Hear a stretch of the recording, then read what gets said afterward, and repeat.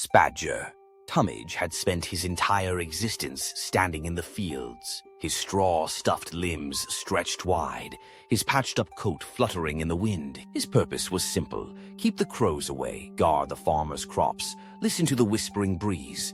But deep down, buried beneath layers of burlap and twine, Spadger had always wanted something more. His cousin, whose name he refused to utter, claimed he had lived a grand life. He told tales of adventures with real humans, of fame and recognition, of a television show where he was seen by millions. But Spadger didn't believe a word of it. How could a scarecrow truly live among people? It was all lies. Then came the stranger. A city man, weary-eyed and sharp-dressed, arrived one evening to camp near the farm. He was looking for quiet, time away from flashing cameras and endless deals.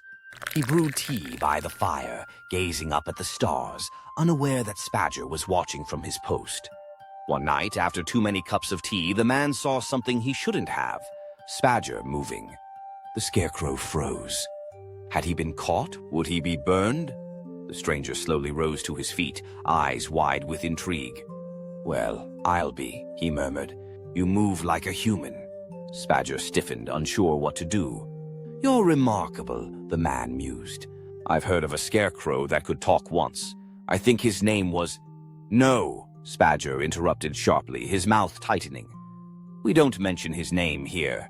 The stranger raised an eyebrow but didn't press further. There was history there, a silent rivalry Spadger wasn't about to unpack. His cousin had his adventures, his fame, his television appearances. Spadger had his fields, and for a long time that had been enough. But now the stranger was offering him something different, a taste of the world beyond the farm, an audience, the thrill of being recognized. It was tempting, dangerously so.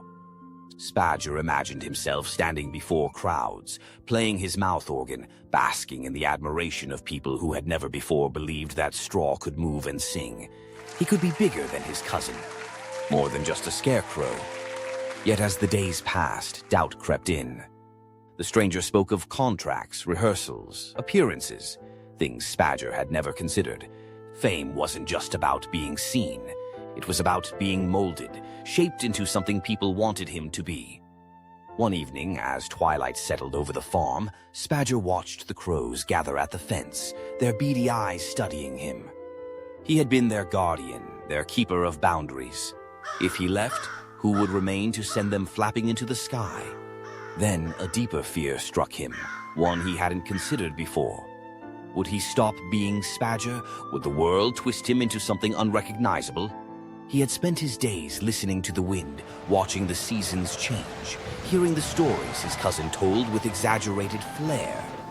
Suddenly he realized fame wasn't the prize he thought it was. It was a trade of peace for pressure, a trade of simplicity for scrutiny, a trade of belonging for spectacle. "No," Spadger finally said, shaking his head. "I reckon I'd rather stay right here." The stranger gave a knowing smile, as if he had expected that answer all along. "Suit yourself," he said, turning back toward his tent. And so Spadger Tummidge remained, standing proudly in the fields, not as a star, but as a scarecrow, exactly as he was meant to be.